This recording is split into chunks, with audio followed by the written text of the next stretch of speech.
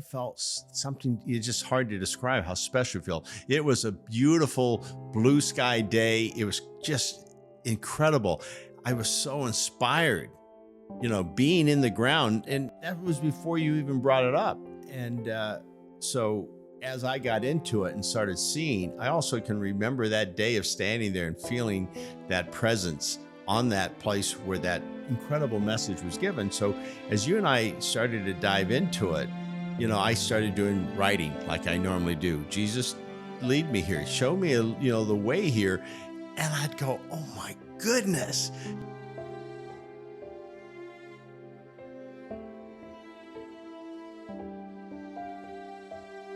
Welcome back to the O Coalition. And we're back with one of our favorites, Dave.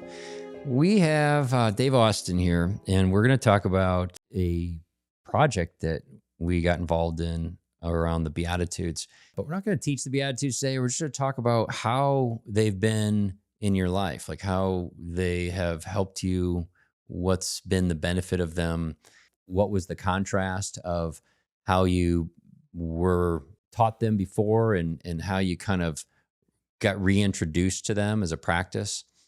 And we'll go from there. It's just funny. It just flashed on. I was living in Rancho Santa Fe at the time before we moved here, when you were the one that brought it up. You had changed your life you had done a study, of Aramaic, how Jesus actually spoke the Beatitudes. I was always taught from what I learned in the Bible, it was Greek, but you presented a different side to it that, hey, Greek is kind of black and white, and, the Beatitudes are full color. There's more to it. And at first, I think, do I really want to go into this? Those are the questions, you have. Is this going to be interesting to me? Is something very interesting to you?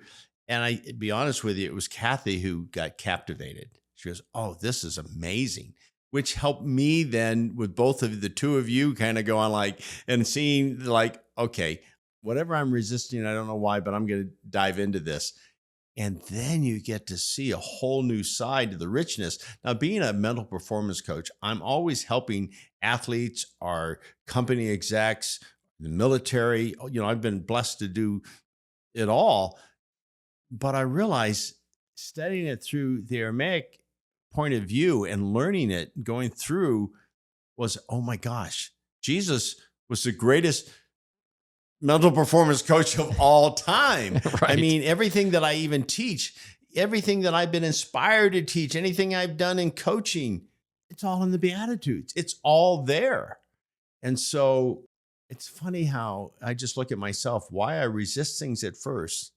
And if I'm willing to go through the resistance, I find a whole new aspect of life that's so rich. So obviously the Beatitudes now, with the full color aspect to what it brings to life, I'm all in completely. And it's fun that the three of us were able to say, let's do something with this. This is a message that needs to be told. It's a story that, yeah, Beatitudes and the Sermon on the Mount's powerful, but there's a lot more.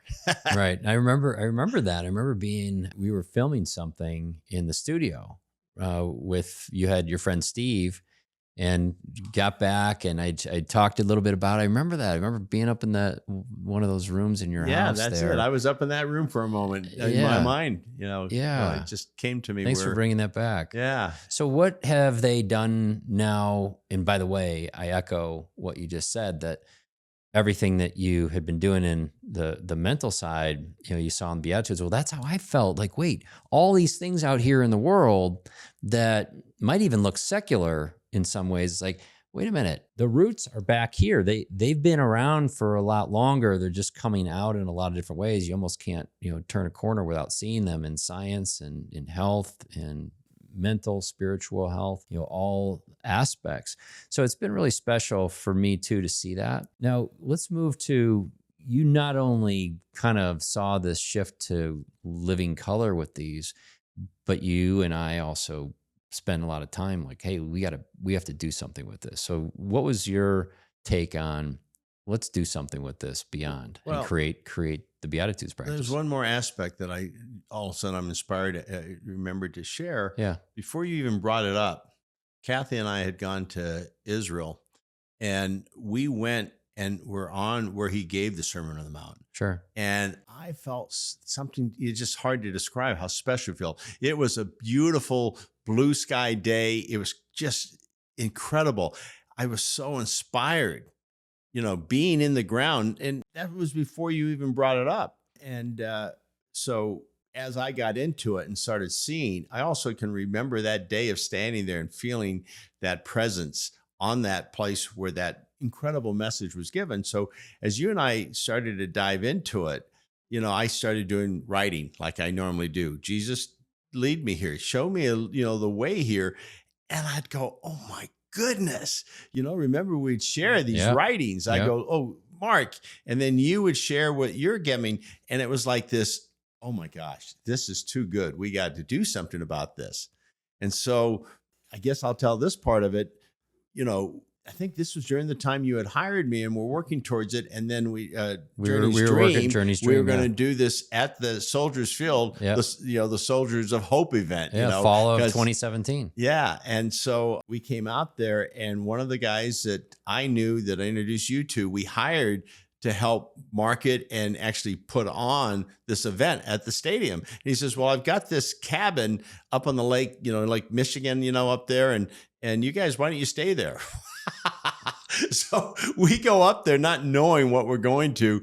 And oh my goodness, you walk out of the cabin, you go to the shoreline, and it was identical to the Sea of Galilee. I'm back in the Sea of Galilee. Without the hills. Yeah, but I'm like going, oh my God, this is exactly what it was. So it was such an inspiring, we're like, oh my gosh. So we came back and we had our recorders to start. And we said, let's share it. Let's do this. And, it just came. We were so totally inspired. We would talk and do the first Beatitudes. I'll never forget it. And Kathy was sitting over there. And I have to say that Kathy, I love her completely, but she's so precise in things. She's very much like, okay, we look at it like, that's okay. But you know what? You guys missed it completely. You need to do this and this. And the truth is 99% of the time she's right. She has, but we did the first one and we're both feeling it. And I'm thinking, now I got to look over and see my wife tell us. And all she does is go, She oh loved my it. gosh. She thought it was great. After every single one, she'd look over and go, and I've never had that experience from her because she's very gifted in what she's done. She's written best-selling books, our own books. She's we've worked on together that are best-selling. She has a really great insight, and she was just all in. We were living in that. I mean, call it levitating, because that's what I felt like we were doing when we started to bring this forth. It's that was pretty remarkable. And then when we are looking at what do we do with this thing, there's a great compilation of stories. I mean, there's parables, there's exercises, there's all kinds of stuff in this Beatitudes practice. And beatitudespractice.com, is where people can find it if you want to check it out. And I love there's a woman who did a voiceover. Oh, yeah. We wrote that story. We did. And we found this perfect voice. It's worth it just to go listen to that. And you don't have to pay anything to listen to that front end.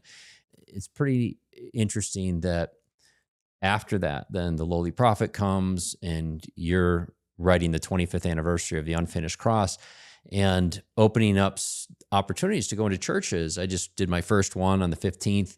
You were doing a church. I know you've done a lot with churches with the unfinished cross, but you were invited to do something on the Beatitudes in Tennessee. And it's the first time I just did it strictly. I did the first 3 Beatitudes, and oh my gosh, anytime you do something new, I've spoken all over the world, but I've never taken on the Beatitudes and presented in the way that we were inspired to. And oh my gosh, the people, I was like on fire. I'm like, okay, God, you got this. I'm just out here. I'm your instrument. I'm just going to keep going. And it was so amazing. And I see how valuable that message is today. And, the thing is when we worked on it, we worked it over several years, because remember, we were still working on it once we bought the home in Utah. You came out of the cabin. We spent a lot of time developing it, even though we recorded when we were still, well, I don't know timing wise. I know we got started before we moved to Utah, but then during that time, And it just got richer and richer and richer. And you came out to the home, we filmed some things.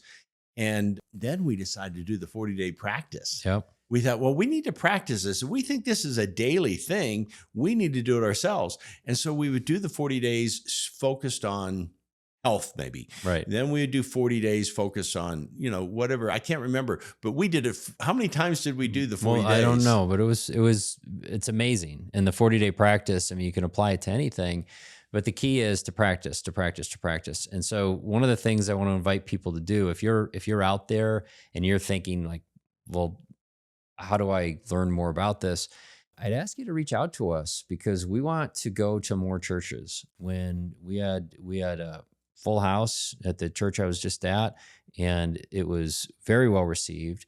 And there's a group that now is going to read the lowly prophet. And as we read, we're going to practice over time. So we're kind of like cultivating, like, what does this look like? And we'd like to get more of these tools into people's hands and to have opportunities for people to come on a regular basis and meet with us and practice these things with whatever's going on in your life. So if it's something that you're interested in hearing more about, obviously you can check it out individually. But if you have a church and you're watching this and you think maybe your pastor, maybe someone, connect with that would be interested in hearing about it, we'd love to bring it out to you and bring it out to as many churches as possible, college campuses as well. We'd like to get out to college campuses, especially, Christian private schools would probably resonate really, really closely. We're on the beginning side of this and opening up to what God has in store. Well, you make a very important point.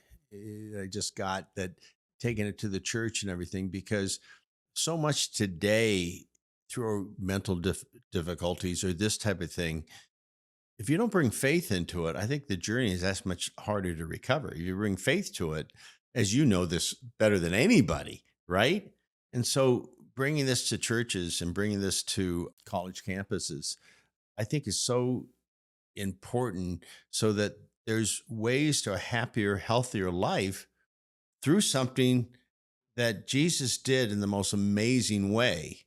And when we learn it through the Aramaic way that he spoke, right, it just adds so much truth to it. You just go, oh my gosh. As I said earlier, I'm going to repeat it.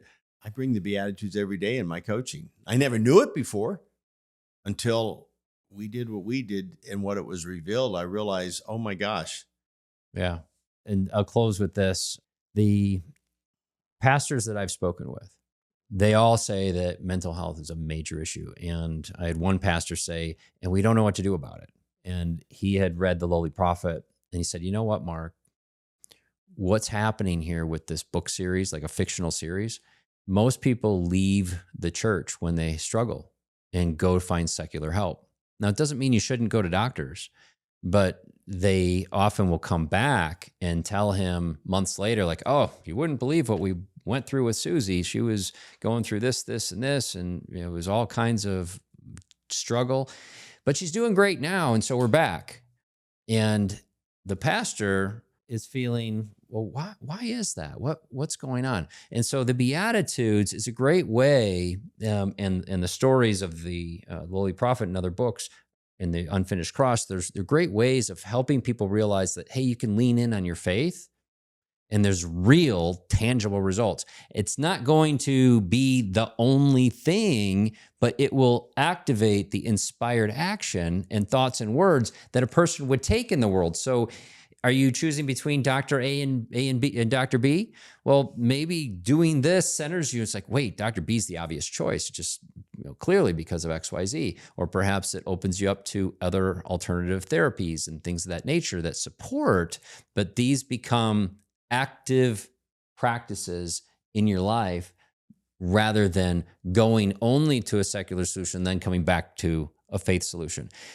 And if you read like a fiction series like this, how many women read fiction more than men, I heard.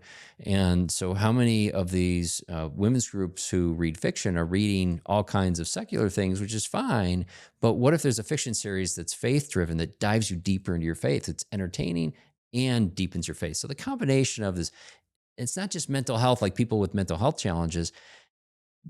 Everyone goes through difficult times. Living. It's a daily practice.